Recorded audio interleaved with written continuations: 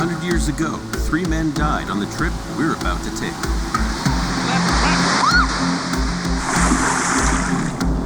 We're retracing a 100-year-old expedition on one of the world's most dangerous rivers. Let's get ready to board. The Amazon jungle was once a mighty foe for explorers. But has logging and climate change made it any less wild?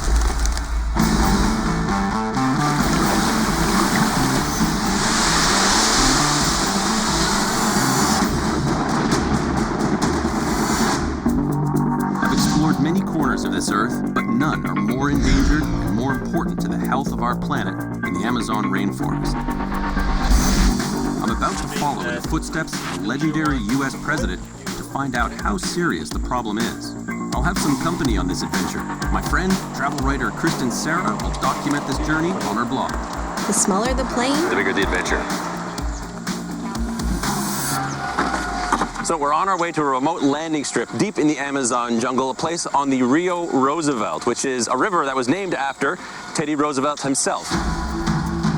It was 1914, 3 years after his second term as president, when he embarked on an expedition to explore an uncharted river deep in the Amazon jungle.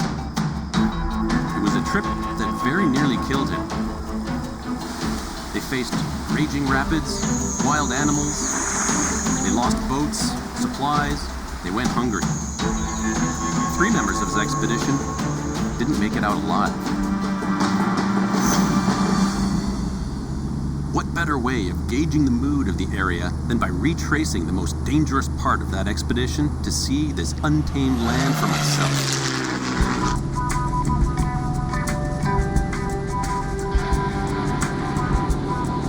It's truly amazing just to see how big the jungle is from this point of view. Not only is it the largest rainforest in the world, it is also known as the lungs of the world because it produces 20% of the world's oxygen. The Amazon is just so incredibly vast. There's plenty of spots that we've flown over that have been completely clear-cut. In the last 20 years, it's lost over 295,000 square miles of forest. That's as big as 2 Germanys. Because of all that logging and the use of the slash and burn method, the downed trees are releasing the carbon dioxide they've absorbed back into the atmosphere, which results in more global warming.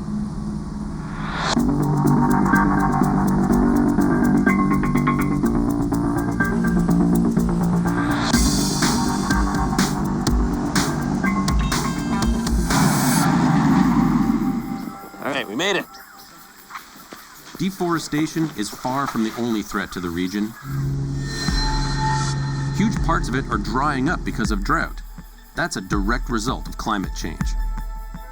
The forest isn't producing the water vapor, which forms the clouds that put the rain in the rainforest.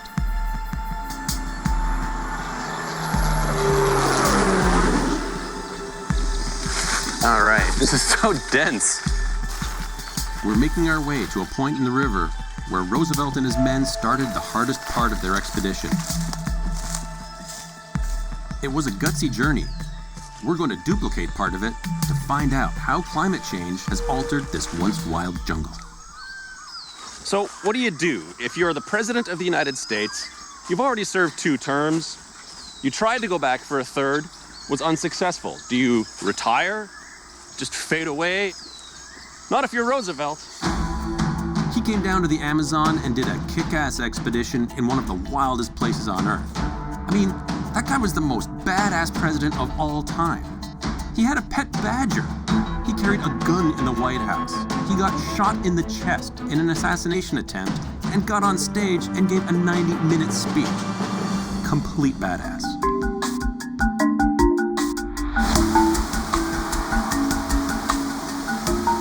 In Roosevelt's day, the environment was so hostile that he lost a few boats along the way. It would be one of the thrills of my lifetime to actually find a boat from that remarkable expedition.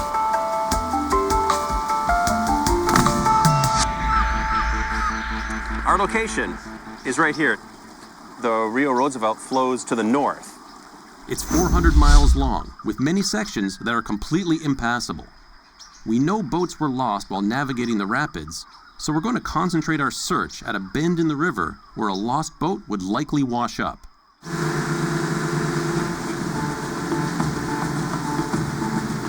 Torrential downpours are on the horizon as rainy season gets underway.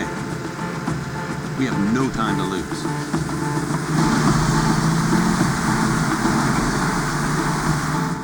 The power of these rapids is incredible. That's where Roosevelt lost one of his men. It doesn't take much to get swept into the rapids, which is exactly what happened to one of Roosevelt's crew members. His body was never even found.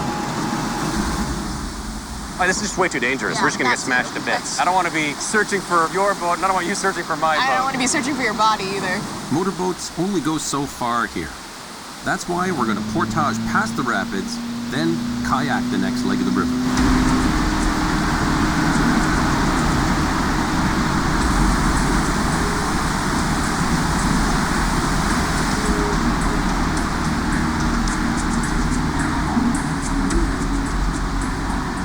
The rapids are so powerful, I can actually feel the ground shaking. 1, 2, 3. Tough slogging, and our kayak only weighs 50 pounds. Roosevelt's boats weighed 800. Look at this. Wow. That is crazy. Just looking at these rapids, Absolutely wicked, strong, very dangerous. Scares the hell out of me. It's not the kind of place you want to fall in. So much power. It just makes sense to portage around this. For us, yeah, it's tough. But for the guys years ago, this would have been a multi-day effort. Cutting down trees, using logs as rollers. They had it hard. Really hard. I just lost my footing there for a second. When you're along the water, especially with these rocks, it's really easy to get trapped in here, kind of like I am right now. This is not serious, but when Roosevelt was here, he actually got his leg smashed between rocks and a canoe. That wound plagued him for the entire expedition, and some even think it contributed to his death. There we go. Ready to pop it in? Yeah. There are innumerable rapids down this river. Sometimes you have to portage, carry your boats across land. Sometimes you can put the boat in the water and line it down by rope. There's an easier way to do it, isn't it? Absolutely. We'll just haul it up here. All right. Perfect. Nice parallel park. We're past the worst of it, so let's see if we can do the next section the way Roosevelt did, paddling down the raging river.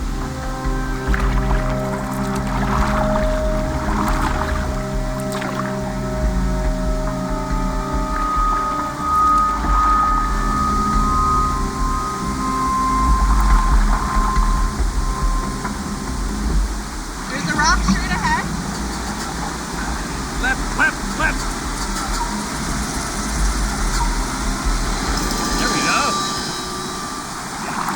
Take that, Roosevelt.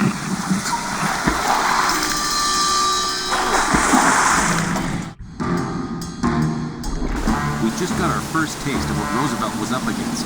Luckily, Kristen recovers quickly. Roosevelt, hurt me. You got too cocky. Back on track. Only 2 more miles to go, and we can start searching the bend in the river. There's a fishing lodge up there where we can get back into motorboats and make some real progress.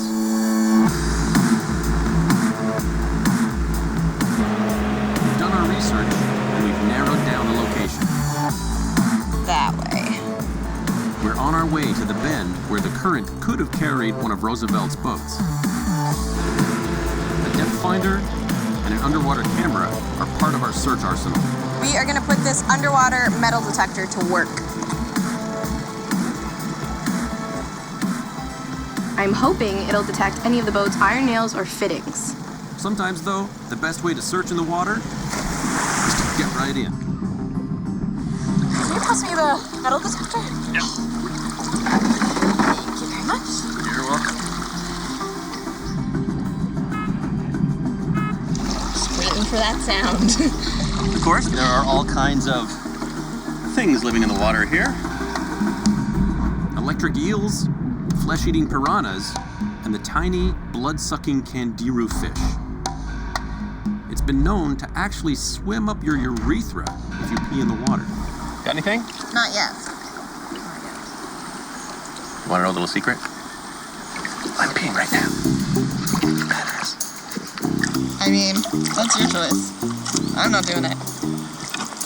I survived. For now. No luck quite yet. Back in the boat. That's how you do it. Let's move the search a little further north. In Roosevelt's day, he would have encountered a lot of wildlife. The biggest is the local crocodilian species, the black caiman. That's a big one. And wouldn't you know it, he's right where we want to search. Black caiman are the apex predator of the Amazon. An adult caiman really has nothing to fear out here except for humans. It's got good reason to fear us. Just 50 years ago, this king of the river was hunted almost to extinction. Over the last 100 years, its population has decreased by 99%, all for its high-quality skin, which produces shiny black leather. Caimans feed on fish, like piranha and catfish, and mammals, like the capybara, the largest rodent in the world. As caiman numbers decline, their prey thrives. The growing number of capybaras are destroying vegetation and crops. Hunting caimans is now illegal, and their population is slowly recovering. So, it's encouraging to come across a fully grown caiman out here. Getting a little closer, so he's going to feel trapped. We should back up.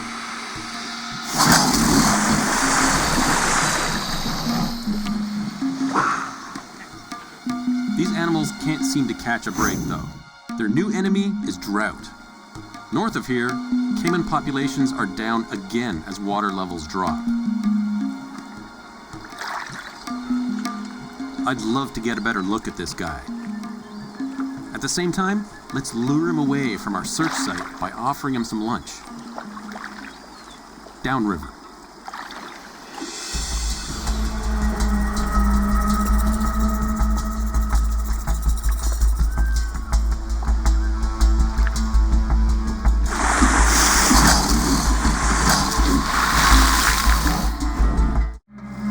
There's a big caiman right where we want to conduct the search for Roosevelt's long-lost boat.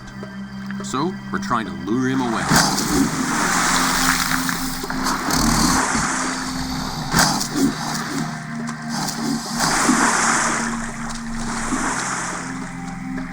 It takes a few hours to convince the caiman to clear out, and now we're losing daylight. We'll set up camp here for the night, but first, I want to install our stealth cams to get a sense of the state of the wildlife here. This spot looks pretty good.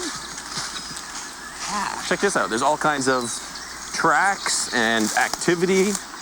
We have a hoof print here. Might have been a deer. Look, green banded moss. So beautiful. The Amazon basin contains so much biodiversity that 10% of all of the Earth's species are found here. There are some amazing animals I'd love to catch sight of, especially one of the world's rarest big cats, the jaguar.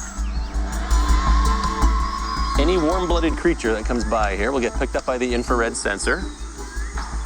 All right, wildlife, anytime. Show us something.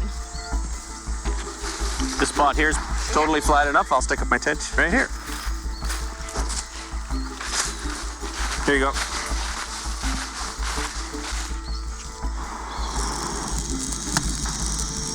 Just one little fire.